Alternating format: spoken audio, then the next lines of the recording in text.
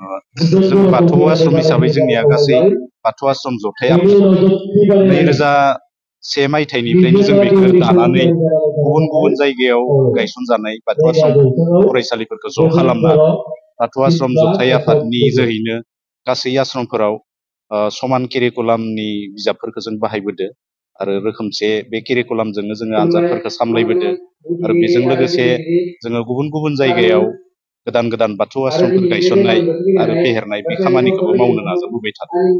जिहेतु नैबे दासिमाव बाथौ आश्रम फरायसालिनिफ्राय बबे फरायसालिया जौसिन थाखोआव दं? जौसिन होनना बुंनो थाङोब्लाथ' गिबिथाराव बाथौ आश्रम हिसाबै गायसननाया जोंनिया गरेस्वराव गायसनजेनदोंमोन। बिनि उनाव बरमा, बिनि उनाव बरिमाखा, बरबरि, धमधमा, उनावहाय मेदा, बिदिनो बांसिनै जोंनि बाक्सा जिल्लायावनो बांसिन बाथौ आश्रमफोरखौ गायसनजेननाय जादों आरो दासिम खायसे खायसे बाथौ आश्रमफोरा 10 आरो 12 थाखोसिम गावसोरनि फरायसालिफोरखौ दावखोहोदों आरो जोङो नुनो मोनो जे गोबां थावनिफोरावनो बाथौ आश्रमनिफ्राय मोजां मोजां बेबायदि फरायसाफोर दङ। दा बिनि आन्दोआव मा थानो हागौ होननानै बुंदों? बिनि आन्दोआव जाहैबाय बाथौ आश्रमफोरनि फोरोंगिरिमोननि गोब्राब नाजानाय, फरायसामोनखौ मोजां आरो गोग्गो सोलोंथाइ होनो थाखाय बाथौ आश्रमनि फोरोंगिरिफोरा अरायसम नाजाबोबाय थादों। लोगोसे बिगोमामोननि नाजानाय आरो बाथौ आश्रमजों नांजाबनानै थानाय बाथौ गौथुमजों लोगोसे सामलाय आफादनि बिबानगिरिमोन गासैजोंबो जयै नाजानायनि गेजेरजों जोङो बाथौ आश्रमनि फरायसामोनखौ गोजौ सोलोंथाइ लानो थुलुंगा होनायनि थाखायनो फरायसाफोरा गोजौ सोलोंथाइखौ लानो हादों होनना जों मिजिंथियो। थान्दै मेलाव माबाफोर आश्रम जौगानायनि बागै गोख्रों लाबावगोन? जोङो गावखुंथाइ फरायसालि हिसाबै जोङो दिनैनि बे थान्दै मेलाव जोंनि बर' राव बिजोंजोंनो जोंनि बर' बिजोंखौ माबायदि राहायै गोख्रों खालामनो हागोन आरो गुबुन गुबुन बिजोङाव फरायहैनाय जेरैहाय इंलिस बिजोङानो जा, एसामिस बिजोङावनो जा, बेफोर बिजोंफोराव जोंनि गोबां गोरों गोरा बर' बिमा बिफाफोरा गावबा गावनि गथ' गथायफोरखौ गोरों गोरा जाजानो लुबैनानै फरायहोनायखौ नुनो मोनो। जोङो नैबे थान्दै मेलनि गेजेरजों जोङो गासै आश्रमनि गोरायुंमोन, फोरोंगिरिमोन आरो बिबानगिरिमोनखौ जों खावलायनो सानगोन आरो सावरायनो सानदों जोङो जे जोंनि बर' बिमा बिफाफोरा गावबा गावनि गथ' गथायफोरखौ जेन बर' बिजोङावनो गावनि असे बिमानि रावावनो सोलोंथाइ होनानै जेन जोंनि बर' बिजोंखौ गोख्रों खालामनो हायो, बेनि बागैबो जोङो सावरायनो थाखाय नाजागोन। जोंनि बाथौ आश्रम जथाय आफादनि दैदेननायाव जा 22 गेट टुगेदार बेनि दिनै सेथि हाबाफारि गिबि सान। दिनै जोंहा बायदिसिना बेखेवनायनि उनावनो मेन पेन्डेल गेट बायदिसिना बेखेवनायनि उनावनो जोंहा मोनथामसो बादायलायनाय दङ, जेरै थुनलाइयारि बादायलायनाय, हरखाब बुंनाय बादायलायनाय, बेबायदिनो गेलेनाय बादायलायनाय, बेनि अनगायैबो खन्थाइ आवरायनाय बादायलायनाय दङ।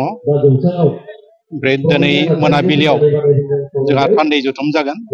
बे थान्दै जथुमाव जोंनि बाथौ आश्रमनि बायदिसिना जेंना जेंसि आरो गोदान मावथांखिफोरखौ सावरायनाय जागोन। नैबे हाबाफारिजों लोब्बा लाखिना मा नोजोर बोथावारि हाबाफारि आयदाफोर लाफानाय जादों?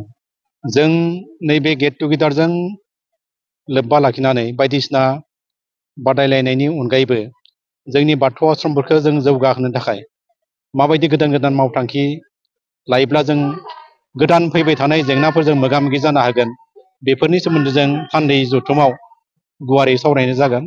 आरो फैगौ जा गोदान सोलोंथायारि खान्थि फैगासिनो दङ, बेजों मोगा मोगि जानोब्ला जों माबायदि सांग्रां जानांगोन, बेनि सोमोन्दै जों गुवारै थान्दै जथुमाव सावरायनानै मावथांखि लानाय जागोन।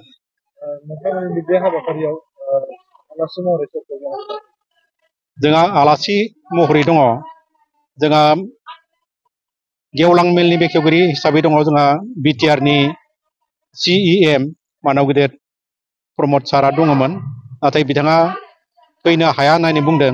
फैनो हायाब्लाबो बिथाङा गावनि सोलायै गुबुन सासे दैथायहरनाय खोथा। बेनि अनगायै जोंहा गाहाय आलासि दङ, गाहाय आलासि महरै दङ बिनन्द स्वर्गियारि, बिथाङा देउलकुसि जौसिन फरायसालिनि बिबुंगोरा। आरो जोंहा गुबुन सासे दंबावो फनिधर बसुमतारी, बिथाङा लकनायक बे फरायसालिमानि बिथाङा बिबुंगोरा। नैबे हाबाफारि गंबेसेसो फरायसालिफोर लादों? बेवहाय जोंहा गासै गं 33 बाथौ आश्रमफोरखौ लानानै जों बोसोरफ्रोमबो खुंनाय जायो। दासान्दि गं 33 बाथौ आश्रमा बाहागो लादों।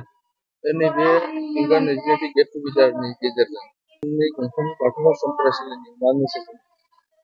जों बेखौनो जों जथायफोरनिफ्राय मेसेज होनो सानो जेन गंफ्रोमबो बाथौ आश्रमनि गोरायुं फोरोंगिरि आरो सामलाय आफादा जेन फरायसामोनखो गोदान सोलोंथाइ खान्थिजों गुन गोनां सोलोंथाइ होनो हायो आरो